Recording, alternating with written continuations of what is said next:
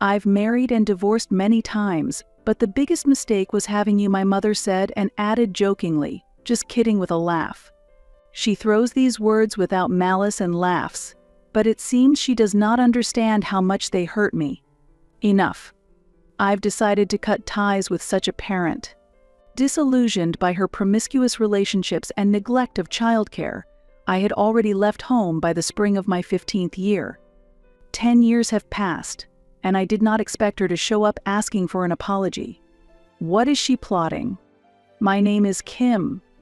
At 38, I take pride in having never had the flu. It may be weird to not get ill, but that's because of my strong immunity. I don't catch colds, but I do suffer from back pain. I think I'm healthy, but am I really? Once introverted, I am now a bit more outgoing. I believe this is not my fault, but the result of my environment. Since my parents divorced when I was young, I have even forgotten what my father looks like. My mother, when drunk, complains that that man left me, but in reality, it was probably because he could no longer tolerate her sloppiness. She has always had bad taste in men. As a result, there have been 8 men I could call dad. There might have been more. In my home, men whom my mother was formerly married to appeared one after another and changed frequently. It was usual to have a new partner every 2 months. However, my mother introduced them all as dad to me. Because of that, I had no idea who my legal father was. There were common-law husbands and mere boyfriends, but I thought of all of them as my father. It didn't feel like I had a normal family. My mother was a hopelessly problematic woman. It was clear that her infidelity was the reason for the divorce from my real father. Even from my perspective, it felt natural that he fled from her. She frequently changed men, and while she was infatuated with new ones, my existence seemed unimportant to her.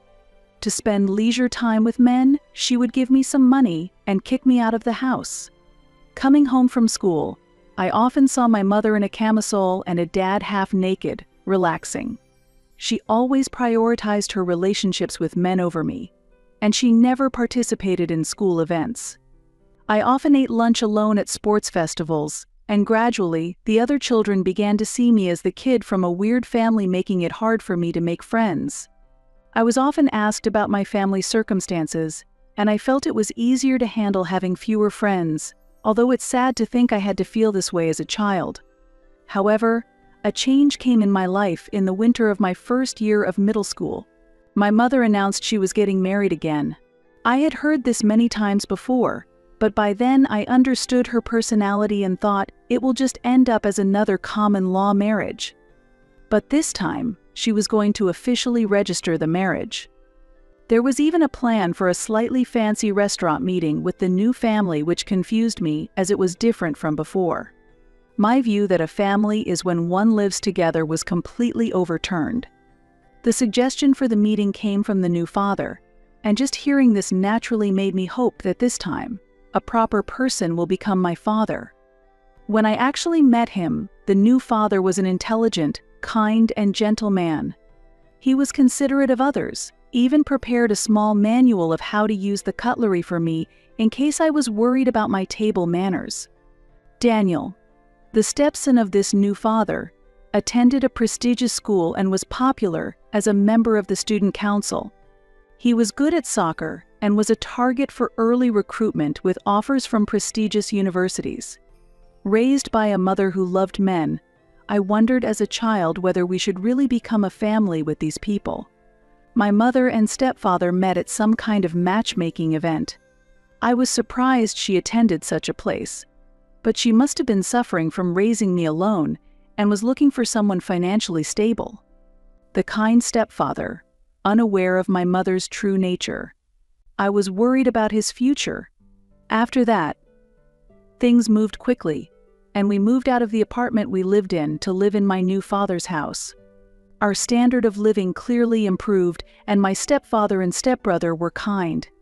For a while I enjoyed what seemed like a dream life, but eventually, my mother began to resent me behind the scenes. Every time I talked to my stepfather or brother, she scolded me, saying, "You shouldn't talk to them, and it seemed she was displeased with me getting along with them.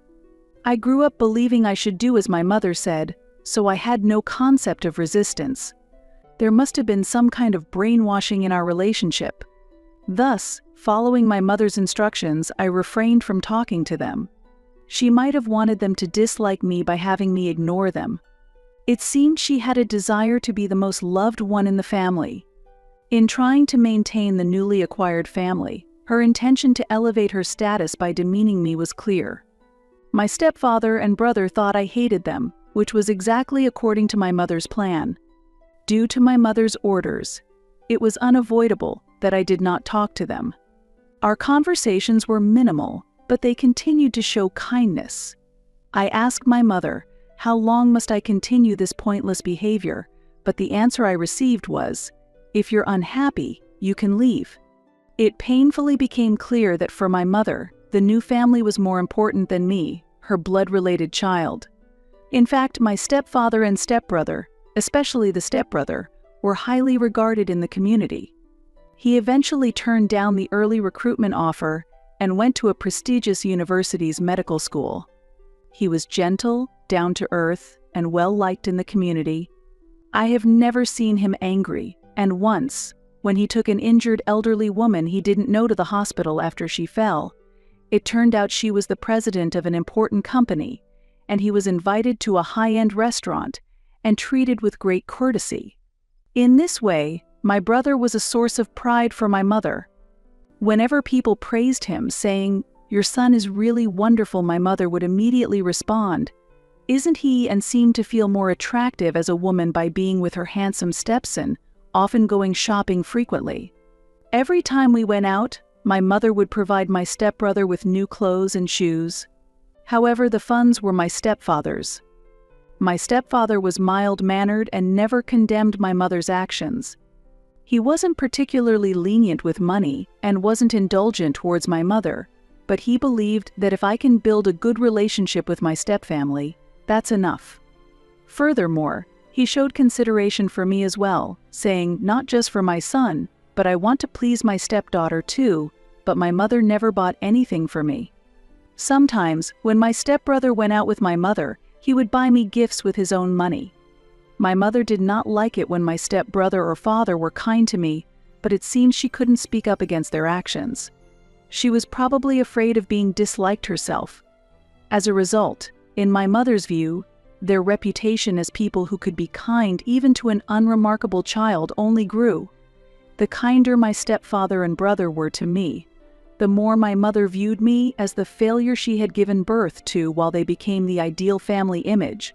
My mother's deep attachment to my stepbrother seemed to be related to his good looks and high grades. Her persistent gaze towards him seemed to exceed a normal mother-child relationship. She treated him like her own decoration, frequently taking him out as her companion. This was typical behavior of an irresponsible mother. Even understanding this character, my mother was the only family I had, and despite her awful personality, I interacted with her with love, hoping to be loved back by her. Thus, since childhood, I actively helped with household chores, trying to gain my mother's favor. However, no matter how much heart I put into it, it seemed my feelings never reached my mother. If they had, she wouldn't coldly tell me, "If you can't stand it, leave," if she were incapable of independence. When I turned 15, I started thinking maybe I should leave home after graduating middle school since I could work part-time. That year, a problem occurred. My mother ignored an important meeting at middle school. Feeling that this treatment was too cruel at such a critical time with high school entrance exams, I protested strongly to her. Then she shouted, "Enough, I wish I had never had you." What? I was not expecting a proper apology from my mother, but I couldn't hide my surprise at the harsh words, "I wish I had never had you." "I've married and divorced many times, but the biggest mistake was having you," my mother said and added jokingly, "Just kidding," with a laugh. She seemed to not understand at all how much her words hurt me. The pain was too strong for tears to come. When people face extreme pain, they sometimes can't cry. My mother calmly watched TV and immersed herself in dramas, and her indifferent attitude drove me to despair. I had naively thought that as a mother, she would someday understand me because of our blood ties, but that thought was merely an illusion. That day, I left home with a single suitcase and the allowance my stepfather had given me. The runaway was impulsive, and the subsequent regret weighed heavily on my heart. I intended to become independent at 16, but I was anxious about what I could do at 15. However, it's not that I had no options. I decided to visit my estranged grandmother. There was a risk of being turned away, but I thought it was worth trying. When I arrived at my grandmother's town and visited her house, she welcomed me without asking a single question. I thought this day would come, my grandmother said. This is for the best, she declared. She was a single mother who raised my mother alone, but became estranged due to my mother's inappropriate relationships with men. She always had concerns for my safety, but since my mother appeared to be providing proper childcare on the surface, there was no way to take me away from her. My grandmother probably didn't want to contact my mother, but without showing such circumstances, she contacted my mother and arranged for me to live with her through appropriate legal procedures. She explained the situation to the school, and although I was out of the school district, I was allowed to commute by bus, so there was no need to transfer schools. Thus, with my grandmother's help, I was able to lead a peaceful life. Life at my grandmother's house was fulfilling every day. I enjoyed walks with my grandmother, who had injured her leg in an accident a few years ago, tasting local cuisine from her childhood countryside, and going shopping and picnicking together on holidays. These might seem trivial to a child raised in a typical family, but they were all things I wished to experience with my mother during my childhood. When I was living with my mother, there were no such warm memories, and the environment of spending time with unfamiliar men and my mother was always uncomfortable. A normal life was what I had always dreamed of, and after living those peaceful days, about 10 years had passed. When I was 26, my mother appeared unexpectedly. My mother, who suddenly visited me and had teary eyes, said upon seeing me, "Please forgive me, I'm sorry. You know that person, right?" What did she mean? Which person? I didn't understand at all. Meanwhile, my grandmother looked confused and alternated her gaze between my mother and me, asking what happened. I asked my mother, "What's going on?" Actually, my mother began to speak in a low voice. It turned out that my stepbrother and his family had kicked her out of the house where she had been living with them. At that time, my stepbrother's wife had said, "What you did to your daughter has come back to haunt you. It's your own fault." Hearing that, I understood. My stepbrother's wife knew all the circumstances. My mother looked surprised at my response. "What do you mean? How do you know that awful wife?" My grandmother and I looked at each other, troubled, and sighed. "That's because she works at the day service my grandmother attends. Since my stepbrother visits this town often to see me, he sometimes picks up my grandmother at the day service. That's how they got to know each other." "What do you mean? You weren't that close to your stepbrother before, were you?" "Yes, that was the case while I was at home. But things changed when I moved to my grandmother's house." "Really?" I explained to my mother the events of the past 10 years. It was some time after I had moved into my grandmother's house. One day, my stepbrother and stepfather came to this house. "We're truly sorry for not seeing through her actions," they apologized. Honestly, I didn't blame them. I was the one who followed my mother and ignored them, and I didn't think they needed to apologize. It might be obvious, but I didn't have any blood ties with them. I find it actually more difficult to resolve issues with my mother, with whom I did have blood ties. However, they genuinely felt sorry for not having noticed anything, and they apologized to me with tears. I also apologized for not having spoken to them up to now, and I confessed that I actually wanted to be on good terms with them. That was the start. Several times a month, they started visiting me at my grandmother's house. The visits were a secret from my mother, so sometimes my stepfather would come alone, and other times my stepbrother would come alone. They were making an effort to fulfill my wish to get along with them. In this way, my stepfather, my stepbrother, and I were walking a path as a family that my mother could never have imagined. My stepfather knew my mother's true nature and was considering divorce, but he chose to continue the marriage patiently until I became financially stable as a working adult. He thought that if he left my mother, it might cause trouble for me. He was prepared to protect me until I had the strength to protect myself from my mother's interference. Around that time, my stepbrother got married, and my sister-in-law, who knew our background, decided that it was time to kick my mother out and bring her back to our house. My stepbrother and stepfather, troubled again by my mother's bad taste in men, eventually decided to kick her out of the house. My mother was accused by my father and Daniel, as if blaming her ignorance. Do you think we didn't know anything? Disturbed by their words, she rushed to our house. When I explained the situation to her, my mother, upon understanding the whole story, turned pale with surprise and disappointment and hung her head. I didn't think you all were so close. But if that's the case. While saying this, my mother grabbed my shoulder tightly. At that moment, I maintained my composure and asked her, if that's the case, what? Then, my grandmother intervened and forcefully shook off my mother's hand. My mother continued, with a desperate voice, "Please ask your stepfather and brother to help me come back home. If they find out about this situation, I think it's only a matter of time before I get divorced. Divorce is inevitable now. It's a perfect opportunity for my stepfather to make a fresh start," I replied. She grew more anxious and pleaded, "I want to avoid that at all costs. We are family, so do something." But I firmly said, "I can't do that. I need money. If you support me, there shouldn't be any other problems. After all, I am your mother," she continued. "That's out of the question," I immediately countered. What surprised, my mother listened as I continued. "What's the point of acting like a mother now?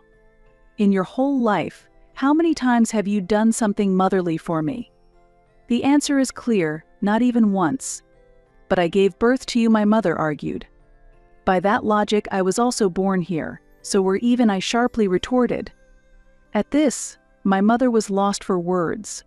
Probably at that moment, she couldn't find an appropriate rebuttal. She tried to argue, but it seemed she couldn't find the right words. My mother wasn't very smart, so perhaps she had a hard time finding a convincing reply. "I'm really sorry, but I have no intention of helping you, and I can't even think of you as my mother anymore. After being neglected for 10 years, it's far too bold to try to act like family now. Have you ever thought of me all this time? That's..." My mother hesitated. How can I call someone mom who forgets their own daughter? "Now, please go back," I firmly declared. As I said that, I pushed my mother away with all my strength and slammed the front door shut. My mother pleaded, "Please open the door," several times, and her voice continued for almost an hour until I told her, "I will call the police," perhaps out of fear. She eventually quieted down, and before I knew it, she had left. Later, I received a message from my stepbrother, informing me that the divorce between our father and mother had been finalized. During the divorce, my stepbrother and his wife sternly warned my mother, "Stay away from your daughter," so my mother never came to see me. I had never seen my usually gentle stepbrother angry, but according to our father, when he gets angry, he is uncontrollable, and my mother was very afraid of that. As for my sister-in-law, she was originally the type to ride her motorcycle around town at night. Just imagining the two of them enraged would surely intimidate anyone. Sometime later, I received a call from the police saying a family member has been caught shoplifting. However, I did not go to pick her up. According to the information, my mother had repeatedly shoplifted, hoping her family would come for her, but I did not respond to that request. The police specifically asked me to become a guarantor, but I politely declined because I no longer felt she was family. I don't know the specifics of her whereabouts or living situation afterward, but I have received reports that she has been caught again, and it is likely that she has repeatedly engaged in criminal activities. I don't know the specifics of what kind of life my mother is leading, but I think the situation she has fallen into is a result of her own choices and actions. Meanwhile, my brother has welcomed a new life, and I myself have married and have a family. I am now living fulfilling days as a mother of 2 children. My grandmother dearly loves our children, and if the relationship with my mother had not been severed, she would not have had the chance to meet her great-grandchildren. We are deeply grateful for that. If I had always been with my mother, I might not have chosen to have a family. That's because I didn't have many good memories of family life in the past. However, after starting life in my grandmother's house, knowing the deep love of my stepbrother and stepfather, I came to realize the wonder of family. When my heart was frozen, it was the presence of family that warmly melted it. I always carry a boundless gratitude towards that family. The strength of family bonds that transcend blood ties is what truly forms a family. I sincerely hope to continue passing on this important lesson to my children,